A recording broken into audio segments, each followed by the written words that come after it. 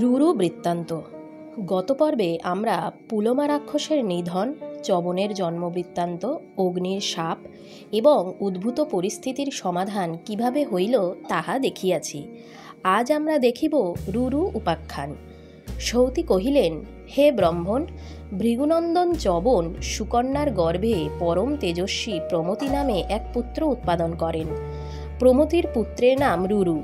সেই মহাতেজা রুরুর সমস্ত বৃত্তান্ত সবিস্তর বর্ণনা করিতেছি, শ্রবণ করুন। পূর্বকালে সর্বভূত হিতৈষী সর্ববিদ্যা বিশারদ তপনিরত স্থূলকেশ নামে এক মহর্ষি ছিলেন। ওই সময়ে গন্ধর্বরাজ বিশ্বাবসুর সংযোগে অপ্সরা মেনকা গর্ভবতী হইয়াছিল।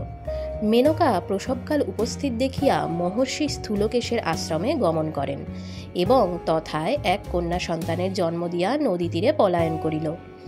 মেনকার গর্ভে এক পরমা সুন্দরী কন্যা জন্মিয়াছিল।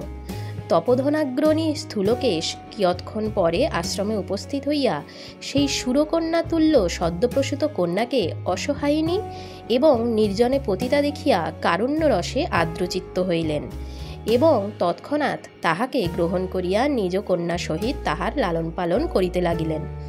স্থূলকেশ স্বয়ং তাহার জাত কর্মাদি সমস্ত কর্ম বিধিপূর্বক নির্বাহ করিলেন। কন্যা সেই আশ্রমে শশীকলার ন্যায় দিনে দিনে বয়ঃপ্রাপ্ত হইতে লাগিল।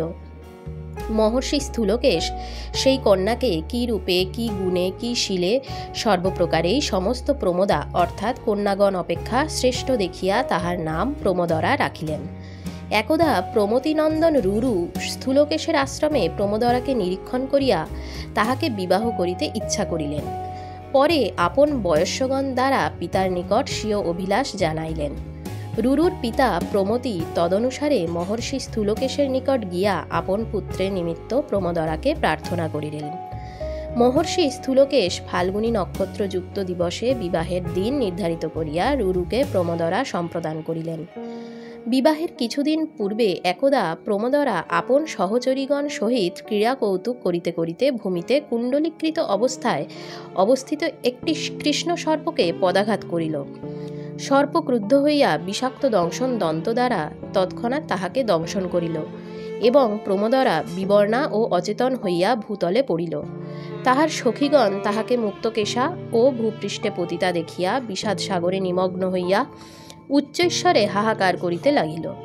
প্রমোদরা ভুজঙ্গ বিষে অচেতন ও বিবর্ণা হইয়াও যেন পূর্বাপেক্ষা অধিকতর রমণীয় হইয়া উঠিল। ফলত তখন তাহাকে বোধ হইতে লাগিল যেন সে অকাতরে নিদ্রা যাইতেছে। তাহার পিতা মহর্ষি স্থূলকেশ ও অন্যান্য মহর্ষি রোদন শুনিয়া তথায় উপস্থিত হইয়া প্রমোদরাকে অচেতন ও ভূতলে পতিত দেখিলেন। তদনন্তর শস্ত্রাস্ত্রেয়, শস্তাত্রেয়, মহাজানু, কুশিক, শঙ্খমেখল, উদ্দালক, কঠ, শ্বেত, ভারদ্বাজ, প্রমতি, রুরু ও অন্যান্য তপবনবাসী কারুণ্যরস পরবশ হইয়া তথায় উপস্থিত হইলেন এবং সেই পরমা সুন্দরী কন্যাকে বিষক্রিয়ায় মৃত ও ভূতলে পতিত দেখিয়া সকলেই রোদন করিতে লাগিলেন।